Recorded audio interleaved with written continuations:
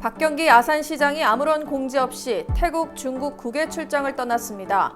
박 시장은 지난해 10월 베트남 님빈도 몰래 국외 출장을 다녀왔는데 이번에도 또다시 같은 행태를 되풀이했습니다. 국외 출장 중독이라는 비판이 나옵니다. 천안과 아산 지역에서 건설 현장에 납품할 레미콘의 가격을 담합한 18개 업체가 무더기로 공정위에 적발됐습니다. 천안 아산 시내 도로 곳곳에 구멍이 생기는 도로 파임 현상이 속출해 운전자 안전을 위협하고 있습니다. 천안TV가 실태를 들여다봤습니다. 민주당 천안을 경선 후보로 선정됐던 김미화 후보가 돌연 후보에서 배제되면서 반발하고 나섰습니다. 김 후보는 당이 자랑하는 시스템 공천은 어디로 갔냐며 목소리를 높였습니다. 천안시가 노인 일자리 창출을 위해 대기업과 함께 마련한 시니어 동행 편의점이 문을 열었습니다. 든든한 시민의 힘, 새롭게 도약하는 천안시 의회라는 의정 목표로 출발한 제9대 천안시 의회. 천안시민의 의한, 천안시민을 위한 대의기관으로서 힘차게 달려온 1년. 앞으로도 시민과 함께하며 지역 발전에 힘쓰는 천안시 의회가 되겠습니다. 안녕하십니까. 아나운서 신소영입니다. 천안TV 주간 종합뉴스 시작하겠습니다. 지난주 천안TV는 박경기 아산시장이 은밀히 중국 방문을 계획한 정황을 보도했습니다. 그런데 박 시장이 중국 방문에 앞서 태국 방문 일정까지 세워 출국한 것으로 취재 결과 드러났습니다. 하지만 아산시는 박 시장 국외 출장을 외부에 알리지 않았습니다. 박 시장은 뜻깊은 105주년 3.1절을 맞이했음에도 국외 출장 일정을 보내 비난은 증폭됐습니다. 지우석 기자가 보도합니다. 박경기 아산시장은 지난달 27일 오후 아시아 축제도시 컨퍼런스에 참석하겠다며 태국으로 출국했습니다. 당초 박 시장은 1일부터 4일까지 중국 동관시 방문을 기획했는데 중국 방문에 앞서 태국 방문 일정이 더해진 것입니다. 그런데 박 시장과 아산시는 이번 국외 출장에 대해 아무런 사전 예고도 하지 않았습니다. 박 시장이 몰래 국외 출장을 떠난 건 이번이 처음이 아닙니다. 박 시장은 지난 10월 아무런 공지 없이 베트남 님빈으로 떠난 사실이 드러나 비판을 받았었는데 또다시 몰래 국외 출장을 떠난 것입니다. 박 시장에게 왜 이렇게 출장이 잦느냐고 묻자 박 시장은 언론을 무시하는 태도로 일관했습니다. 시장님 이번에 그 출장 가시는 거 이번에 이제 8번째인데 시장님 대답 안 하실 건가요? 네? 저기 시장님 대답 안 하실 건가요? 그 중국 출장 가시는 거 너무 출장이 잦다는 얘기가 자꾸 나오는데요. 참외도시 방문이에요. 꼭 그게 그 시장님이 가셔야 되는 겁니까? 꼭 가야 됩니다. 대통령, 국회의원, 지자체장 등 선출직 공무원이 국외 출장을 나갈 때 통상적으로 일정과 방문 목적을 공지합니다.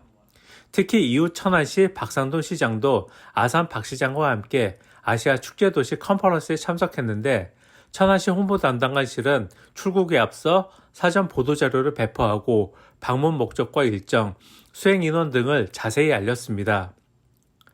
잦은 출장에도 이렇다 할 성과가 없다는 비판도 만만치 않습니다. 게다가 출장 일정 중 3.1절 105주년이 포함됐음에도 박 시장은 국외 출장을 강행했습니다. 하지만 담당 공무원은 박 시장을 두둔하는 태도로 일관했습니다. 그분 성격상 제가 볼 때는 그거 그런 건 불필요하게 그건 안 했다고 생각합니다. 천안TV 지우석입니다.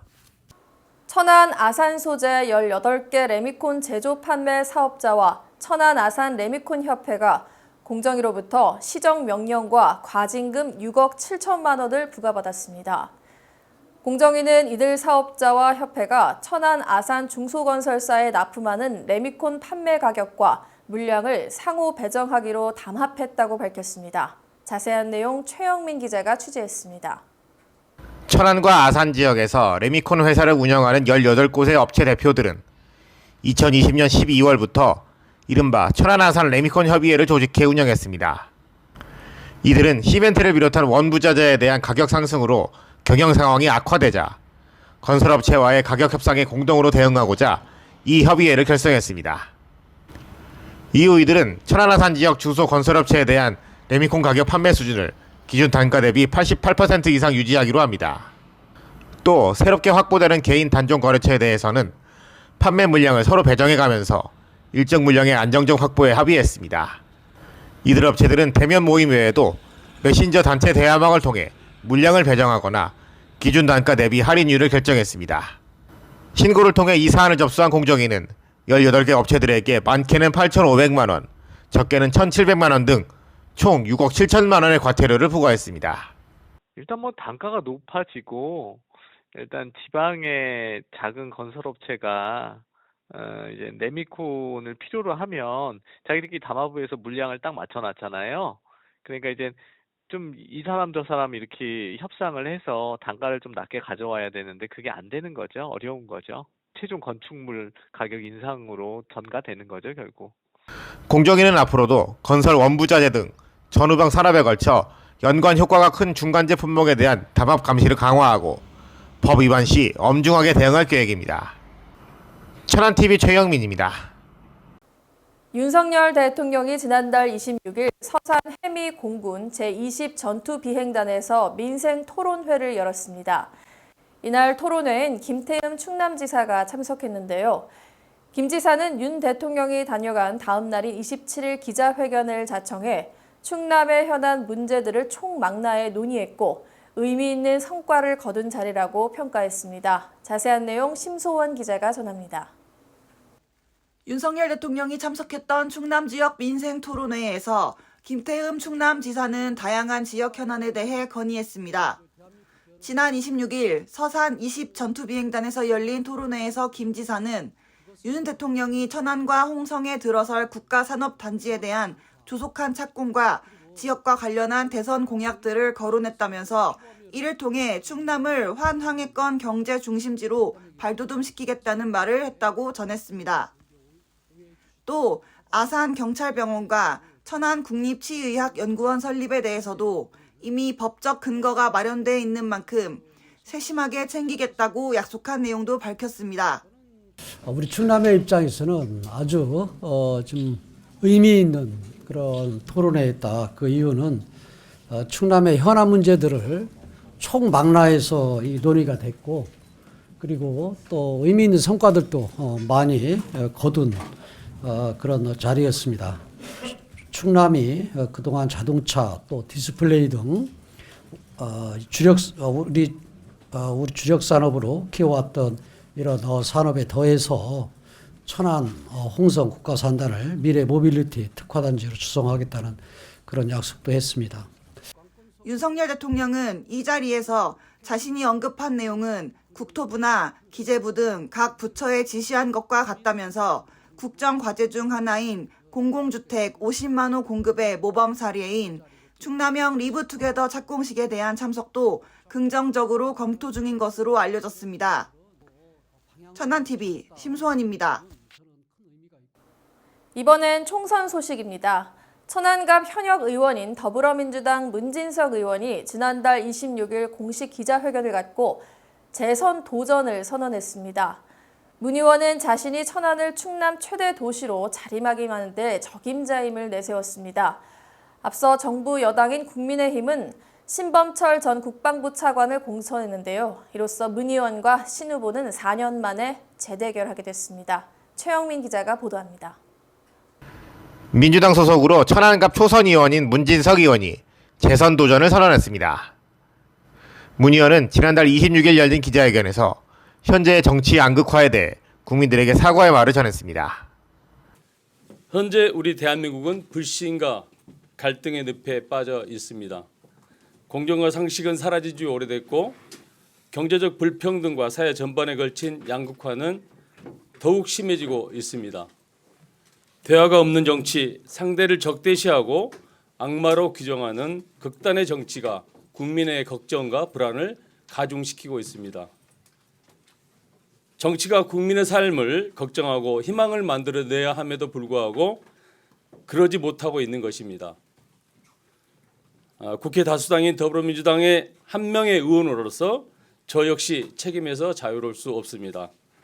지난 4년간 있었던 천안역 증개축 확정과 GTX-C 천안 연장 확정, 원도심 지역의 도시재생 사업 등 굵직한 성과를 소개한 문 의원은 천안의 더 큰 미래를 그릴 철도혁명, 도로혁명, 경제정책 등 5대 비전을 제시했습니다. 그러면서 시민들이 만들어준 자신이 앞으로도 천안을 위해 일할 일꾼의 적임자라고 호소했습니다. 문제를 잘 해결하는 지역 일꾼은 하루아침에 만들어지지 않습니다. 수많은 시간, 다양한 경험을 통해서 만들어지는 것입니다. 현장을 잘 알고 작은 소리도 귀 기울여 듣고 어떻게 해결해야 할지 아는 사람이 지역 발전을 위한 적임자입니다. 천안이 키워주신 기업가 출신 정치인 저 문진석이 감히 적임자라고 생각합니다. 본선행을 확정지은 문진석 의원은 4년 전 만났던 상대인 국민의힘 신범철 후보와 재대결을 앞두게 됐습니다. 여기에 개혁신당의 허욱 후보도 이들과 함께 3파전을 예고하고 있습니다. 천안TV 최영민입니다. 총선 소식 이어나갑니다. 천안을 지역구를 두고 더불어민주당에선 잡음이 이어지고 있습니다. 당초 민주당 전략공천위는 이재관, 이규희, 김미화 예비후보 이렇게 3인 경선으로 후보를 확정하기로 했습니다. 하지만 당 지도부는 돌연 김미화 예비후보를 배제하고 그 자리에 김영수 예비후보를 경선 후보로 올리기로 방침을 바꿨습니다. 이러자 김미화 예비후보는 당 지도부 결정에 강하게 반발했습니다. 이현자 기자가 보도합니다. 지난달 23일 더불어민주당은 천안을 선거구 경선 후보로 이재관, 이규희, 김미화 후보 3명을 선정했습니다. 하지만 그로부터 3일 뒤 당 최고위원회 결정에 의해 김미화 후보가 배제되고 그 자리에는 김영수 후보가 대신하게 되면서 또 다른 3인 경선 체제가 발표됐습니다. 어찌된 영문인지 언론에서는 김미화 후보가 개인 사정으로 경선을 하지 못한다고 했기 때문에 발생한 일이라고 했지만 김 후보는 이에 대해 사실무근이라며 선을 그었습니다. 김 후보는 답답한 마음에 중앙당에 문의했지만 어떠한 답도 얻지 못했다고 말했습니다. 그리고 당이 자랑하는 시스템 공천은 어디로 갔는지 되물었습니다. 중앙당에 질의합니다. 공식적 민주적인 절차도 없이 하루아침에 결정을 번복할 수 있습니까? 후보에게 사전에 확인하는 연락 한 통 없이 과정을 번복하는 것은 이해할 수 없는 일입니다. 그렇게 주장해오던 민주당이 공정한 공천 과정은 어디로 갔습니까? 번복하는 이유는 무엇인지 분명히 밝혀주십시오. 김 후보는 자신을 포함해 현재 예비후보로 활동했던 5명의 후보 모두를 경선에 포함시켜달라고 요구했습니다. 하지만 아직까지도 중앙당은 김 후보의 이 같은 요청에 대해 아무런 답변도 없다는 게 김 후보 측의 말입니다. 민주당은 최고위 결정 직후 경선 일정을 서두르는 모양새입니다. 당 안팎에서 공천과 관련한 잡음이 계속되고 있는 가운데 천안에서의 공천 불협화음은 어떻게 흘러갈지 관심입니다. 천안TV 이현자입니다. 최근 들어 도로 곳곳에 흉물스럽게 구멍난 모습이 자주 눈에 띕니다. 이번 겨울 잦은 폭설과 며칠씩 비가 이어지면서 도로가 파이는 일이 자주 벌어지고 있습니다. 천안TV 취재 결과 천안, 아산 모두 합쳐 1000건이 넘는 신고가 들어온 것으로 확인됐습니다. 도로 파임 실태 지우석 기자가 취재했습니다. 올해 1월 1일부터 2월 23일까지 천안시에서 총 997건의 도로 파임 발생 신고가 들어온 것으로 나타났습니다. 천안시 건설도로과에 따르면 가장 많은 발생 건수를 보인 곳은 남부 오거리에서 풍서2 교차로 구간으로 이곳에서만 113건의 도로 파임이 발생했습니다. 올해 유독 도로 파임 현상이 잦은 건 날씨와 무관하지 않습니다.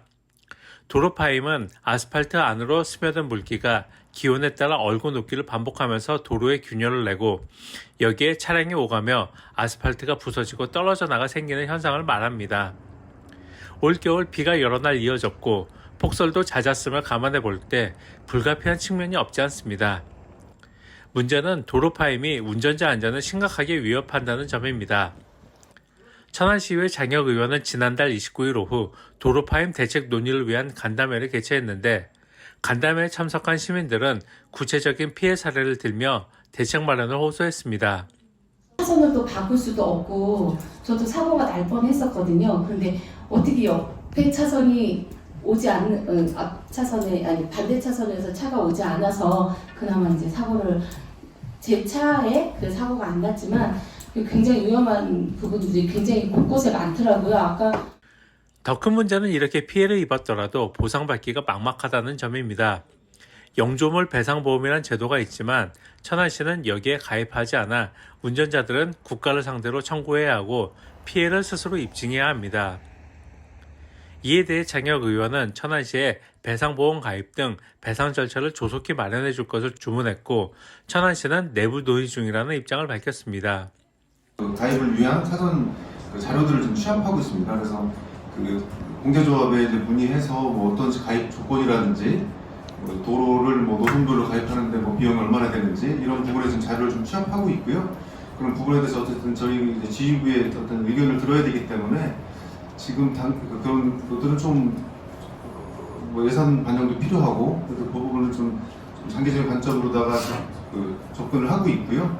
지금 당장 한편 천안시는 이번 달 긴급 보수 작업을 벌이는 한편 파손 정도가 심한 도로를 대상으로 구간별 재보강 작업을 벌이겠다고 밝혔습니다. 천안TV 지우석입니다. 앞서 지난달 천안TV는 천안시와 편의점 사업자 GS 리테일이 손잡고 시니어 동행 편의점 1호점을 내기로 했다는 소식 전했습니다. 시니어 동행 편의점 1호점이 지난달 29일 마침내 문을 열었죠. 바로 내일입니다. 5일 박상돈 천안시장은 이곳을 찾아 정식 개점 행사를 열 예정입니다. 최영민 기자가 먼저 현장에 다녀왔습니다. 천안시와 천안시 시니어 클럽 그리고 GS 리테일이 함께하는 시니어 동행 편의점이 드디어 문을 열었습니다. 동남구 영성동 천안중앙시장 인근에 문을 연 천안의 첫 번째 시니어 동행 편의점은 지난달 초 시와 천안시 시니어 클럽, GS 리테일이 업무 협약을 체결한 후 본격적으로 추진됐습니다. 이곳에서는 총 20명의 어르신들이 오전 6시부터 오후 10시까지 2인 1조로 4시간씩 근무할 예정입니다. 한 어르신은 이번 노인 일자리 사업 참여로 인해 예전보다 더 보람된 삶을 살 수 있을 것 같다고 말했습니다. 제가 한 달에 지금 얼마라도 벌게 되면은 뭐 제가 필요한 뭐 용돈이 충분히 될 것 같고, 예, 그러고 어떤 여가 선용도 충분히 돼서 예, 보람 있게 예, 보낼 것 같은 그런 느낌이 드네요. 천안시 시니어 클럽은 앞으로 2호점, 3호점 등 더욱 사업을 확장할 예정이며 타 지역에서도 천안을 모델 삼아 벤치마킹을 하고 있다고 전했습니다. 앞으로 이제 저희가 요번에 1호점에서도 20명 정도 일자리가 창출이 되는 거거든요. 네. 그래서 이제 또 2호점, 3호점 계속해서 좀 앞으로 더 많이 할 수 있게 그렇게 지금 하고 있고요. 지금 요번에 천안 모델을 해가지고 지금 전국적으로 많이 확산이 되고 있는 상황이에요. 천안TV 최영민입니다. 한화진 환경부 장관이 지난 2002년 사용 종료된 백석동 위생 매립시설 부지를 방문했습니다. 이 자리에서 한 장관은 박상돈 천안시장 등으로부터 이곳에 36홀 규모의 파크 골프장이 조성된다는 설명을 청취했으며 앞으로 이 부지가 주민들을 위해 효과적으로 활용될 수 있도록 행정 절차에 만전을 기해주기를 당부했습니다. 1996년부터 쓰레기 매립장으로 사용되던 이 부지는 2002년 사용이 종료됐습니다. 시는 9월 준공을 목표로 매립시설 상부 57,242평방미터 부지에 파크 골프장을 조성할 예정입니다. 천안시 의회가 지난 27일 비공개로 윤리특별위원회 1차를 열고 동료 시의원 성추행 논란을 논의했습니다. 가해자로 지목받은 이종담 의원은 동료 이지원 의원의 신체를 접촉해 논란을 일으켰습니다. 윤리특위는 이날 회의에서 이종담 의원에게 오는 8일까지 소명서를 제출할 것을 의결하는 한편 이 의원이 윤리특위 소속임을 감안해 의원 제척의건도 함께 의결했습니다. 노종관 위원장은 자문위가 소명서를 검토한 후 징계 수위를 결정할 것이라고 밝혔습니다. 천안과 아산 예산 당진지역 안전관리협의체가 지난달 27일 호서대 아산 캠퍼스에서 중대재해 예방 총력 대응 결의대회를 개최했습니다.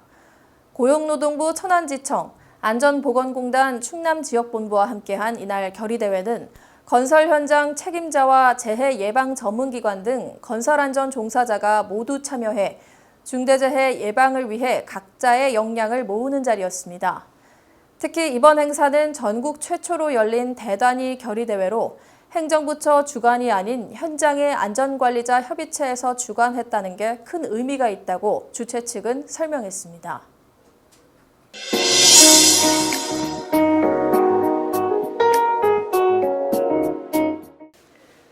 천안TV 초대석 오늘은 아산시 학교운영위원장 협의회 임기호 회장님 모시고 지역 교육을 주제로 이야기 나눠보고자 합니다. 안녕하세요, 회장님. 예, 반갑습니다. 네, 반갑습니다. 저희 시청자 여러분들을 위해서 오랜만에 자기소개 한번 부탁드리겠습니다. 예, 안녕하세요. 저는 아산시 학교운영위원장 협의회 회장입니다. 아산시의 우리 아이들을 위해서 우리 아이들이 안전하고 행복한 학교 생활을 위해서 열심히 봉사하는 그러한 직을 맡고 있습니다. 네, 학생들과 학교를 위해서 이제 봉사를 하신다고 말씀해 주셨는데 이렇게 학교마다 학교위원회가 꾸려져서 학교 행정과 관련한 의사 결정에 참여하고 있는데 학교 운영위에 갖는 중요성이랄까요? 어떤 위치에 있는지 또 더 좀 말씀해 부탁드릴게요. 예, 학교운영위원회는 학생과 학부모 및 지역사회의 요구를 학교 교육에 적극 반영함으로써 학교 운영에 대한 정책 결정의 민주성, 합리성, 투명성을 제고하고 학교의 자율성과 책무성을 강화하는 제도입니다. 최근 학교 자율화 확대 등 단위학교 중심의 다양한 교육정책이 추진됨에 따라 단위학교 책임경영 체제의 기틀을 마련하는 제도로서 학교 운영위원회의 역할의 중요성을 더욱 커지고 있습니다. 네. 학교운영위원회는 학교의 구성, 주체인 교사 및 학부모와 지역사회 인사 등 학교 내외의 구성원이 학교 운영에 중요한 의사결정을 함께 참여하는 학교 공동체입니다. 저는 학교운영위원회의 대표로서 의사정리 및 질서유지 책임자라고 할 수가 있습니다. 네. 또 이렇게 지역 교육을 위해서도 활발히 활동 중이신 걸로 아는데요. 어떤 계기로 어떻게 학부모로서 지역 교육 활동에 발을 들여놓게 되셨는지 궁금합니다. 저는 조금 나이보다 늦게 결혼해서 아이를 가졌습니다. 그래서 아이 초등학교 2학년 때 학교 운영위원회에 들어갔고 3학년 때 학교 운영위원장으로서 그 학교에서 3년 동안 운영위원장으로서 봉사를 하게 되었습니다. 그 와중에 아산시 학교운영위원장 협의회 부회장으로서 2년간 또한 봉사도 같이 했습니다. 그리고 4년 임기가 끝나서 아이가 6학년 때 좀 쉬려고 했는데 옆에 있는 다른 초등학교에서 지역위원이 필요하다고 좀 도움을 요청해서 그 학교를 가게 돼서 2년간 운영위원장으로 활동하면서 그의 첫 해에 아산시 학교운영위원장 협의회 회장으로 선출되어서 지금까지 봉사하게 되었습니다. 네, 그렇군요. 보통 이제 아버님들은 멀리서 이렇게 지켜보는 입장인데 직접 학교로 뛰어 들어가셨군요. 예, 그래서 아산 같은 경우는 학부모들이 거의 여성 학부모들이 많아요. 근데 남자 학부모는 좀 드물게 활동하는데 어떻게 하다 보니까 이렇게 또 일을 맡게 되었습니다. 네, 그렇군요. 네, 현재 아산시 교육행정을 두고 우려의 목소리가 높습니다. 박경기 아산시장이 지난해 초 교육지원 경비를 일방삭감해서 학부모는 물론 지역사회까지 이제 파문을 일으켰는데요. 그때 회장님께서도 또 적극적으로 활동하신 걸로 아는데 아산시 교육행정에서 가장 큰 문제점 무엇이라고 보시나요? 우선 아산시장의 일방적인 교육예산 삭감으로 교육계, 학부모, 운영위원장 협의회는 엄청난 충격을 받았습니다. 예산을 세워서 학교로 보낸 상황이었거든요. 그래서 학운 옆 학부모의 임원진과 시장 면담을 했습니다. 시장이 결재해서 시의회 상임위, 의회에서 통과된 예산을 삭감하는 것은 말이 안 되는 거 아니냐 했더니 바빠서 안 보고 결재했대요. 그리고 전임 시장이 관행적으로 했던 사안이라 못하겠다고 하더라고요. 본인이 구상하는 아산교육을 하겠다고 하는데요. 그래서 아산시 초중고 교육예산 삭감 반대 학부모 추진 위원회가 만들어진 것이고 성명서 집행 등을 하게 된 것입니다. 일방적으로 삭감한 교육경비 예산의 원안 집행과 학교 운영위원장 협의회, 학부모 협의회가 함께하는 협치 방안을 요구했던 거고요. 피해는 교육청, 학생, 학부모에게 돌아오는 것이에요. 예를 들면은 송남중 방과후 아카데미, 이건 국책 사업입니다. 국가에 그때 당시에 4개밖에 없는 그러한 국책 사업입니다. 아무 학교나 할 수 있는 그러한 사업이 아니라 그 조건에 맞는 학부모, 학교, 학생들이 혼연일체가 돼서 만들어내는 그러한 작품입니다. 근데 그 국책 사업도 특정 지역, 특정 학생, 특정 지역에 못 해주었다고 또한 간행적으로 했던 그러한 전임시장의 사업이라고 못 하겠다고 삭감해 버렸습니다. 그게 5년 동안 이루어지는 사업인데 1년 해고 손을 놔버린 것입니다. 그 피해는 고스란히 우리 아이들, 학부모, 학교에 전해진 것이고요. 엄청난 일이고 그 외에 다른 삭감된 부분도 많지만은 요 정도만 말씀을 드리고 또한 아산시장님이 아산시장의 그러한 교육 행정을 펼친다고 말씀을 하셨는데 물론 아산시에 교육청소년과 평생학습관이 있습니다. 물론 거기에 공무원들도 훌륭하신 분이 있죠. 그러나 교육의 전문가는 교육청에 있습니다. 최고의 교육 전문가이신 선생님들 계시고 교육 행정의 최고의 전문가들이 몰려있는 게 교육청입니다. 교육청을 패스하고서는 이루어질 수가 없습니다. 또한 그렇게 하다 보니 교육청에서는 아산시에서 무슨 사업을 하고 있는지 저번에 알아보니까 모르고 있더라고요. 현실적으로 안 맞는 그러한 행정을 아산시장이 하고 있는 것입니다. 참 답답합니다. 이렇게 되면 정말 말씀해 주신 것처럼 피해는 고스란히 우리 학생들이, 아이들이 받게 되는 건데 그렇다면 이제 앞으로의 또 계획은 어떻게 되실까요? 일단은 교육예산 삭감됐던 게 원안대로 다시 집행될 수 있도록 추경에 잡아서라도 했으면 좋겠고 시의회와 또한 시장이 또한 교육장 같이 협력해서 좀 우리 아이들을 한 기관이 책임지는 게 아니라 시와 교육청과 같이 이루어져서 교육 행정을 해줬으면 감사하겠습니다. 그리고 저는 모두가 우리 아이라는 그러한 슬로건으로 아산시 학교 운영위원장 협의회를 이끌고 있습니다. 그런 마음으로 계속 이끌어 갈 것이고 또 기회가 된다면은 차기 아산시 학교 운영위원장 협의회에 다시 도전해서 우리 아이들을 위해서 힘이 있는 만큼 더욱더 봉사하고 싶은 마음이 있습니다. 끝으로 천안TV 시청자분들에게도 한 말씀 부탁드리겠습니다. 천안TV와 천안신문, 아산신문 등 지역신문이 이렇게 중요한지 다시금 알게 되었습니다.